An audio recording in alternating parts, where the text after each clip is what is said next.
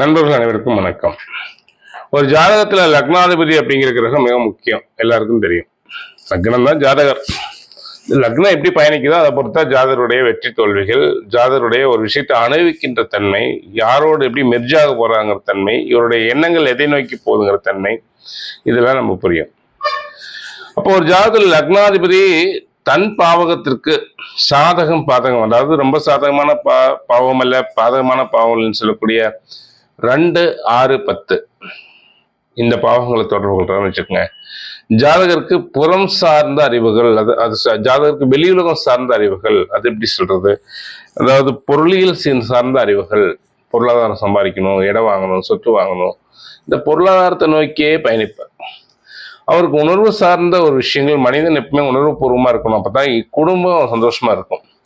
அவர் குடும்பத்தோட ஸ்பெண்ட் பண்றது, குடும்பத்துக்காக நேரம் ஒதுக்குறது, குடும்பத்தோட மெர்ஜாகி போறது, தன் நண்பர்களோட மெர்ஜாகி போறது, எல்லாரோட ஒரு அன்பா கலந்துக்கூடிய விஷயங்கள்லாம் அவருக்கு இருக்காது.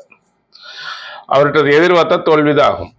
அதனாலதான் ஒரு ஜாதக திருமண பொருத்தம் பார்க்கும்போது கூட லக்னாதிபதி எங்க இருக்காரு, இவர் என்ன, அதாவது அகம் சொல்லக்கூடிய உணர்வு சார்ந்த தன்மையுடையவரா அல்லது பொருள் சார்ந்த பொருளறிவு சார்ந்த தன்மையானவரான்னு பார்த்து தான் வாழ்க்கை துணையை முயற்சி பண்ணணும். ஒருத்தர் உணர்வு சார்ந்தவங்களா இருந்து இன்னொருத்தர் உணர்வு கற்று சார்ந்தவங்களா இருந்தாங்கன்னா அவ்வளவுதான். அவங்கனால அவங்களுக்குள்ள ஒரு வாழ்க்கை அமைப்பு அப்படிங்கிறது கெட்டு போயிடும். இவங்க எதிர்பார்ப்பு அவங்க கொடுக்கறது ஒன்றா இருக்கும், அது திருப்தி அடையாது. அப்போ லக்னாதிபதி 2, 6, 10 தொடர்பு கொள்ளும் பொழுது வெளித்தன்மை சார்ந்த புறம் அப்படின்னு சொல்லக்கூடிய ஜாதகருடைய உள்ளத்திற்கு அப்பாற்பட்ட பொருள் சார்ந்த அறிவுகள் தான் அதிகம் இருக்கும், அதனுடைய தேடல்கள் தான் அதிகம் இருக்கும். லக்னாதிபதி 8, 12 தான் நான் சொல்லுவேன். 8, 12 எப்பவுமே 2 கட்டா, அவங்க தனிச்சு செயல்பட முடியாது, கூட்டாதான் செயல்பட முடியும். இவங்க அன்பானவங்க இல்லைன்னு சொல்ல முடியாது, அதுக்குன்னு ரொம்ப அன்புனா உருகி வந்துடுவாங்கன்னு சொல்ல முடியாது. இந்த 8, 12 அப்படின்னு லக்னத்துக்கு சாதகமற்ற பாவம், அதை 12ஆம் இடம் லக்னத்தை தூங்க வைக்கின்ற பாவம், 8ஆம் இடம் லக்னத்தை எதுவும் அனுபவிக்க முடியாத பாவம்.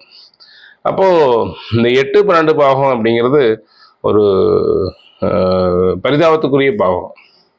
8, 12 தொடர்பு கொள்ளும் பொழுது இவங்க தன்னுடைய நாட்டில இருந்து வெளியில போகும்போது அதிகமான வெற்றி பெறாங்க. வெற்றி பெற்றாலுமே ஜாதகர் அனுபவிக்கக்கூடிய சுகங்கள் குறைவு. லக்னாதிபதி 4ஆம் பாவத்தில் இருக்காருன்னு வச்சுக்கோங்க. 4ஆம் பாவம் அப்படிங்கிறது நல்ல கல்வியில மேன்மை, இடம் சொத்து வாங்குறது, சுகமா வாழணும்னு நினைக்கிறது, இந்த மாதிரியான தன்மைகள் 4ஆம் பாவத்தை தொடர்பு கொள்ளும்போது இருக்கும்.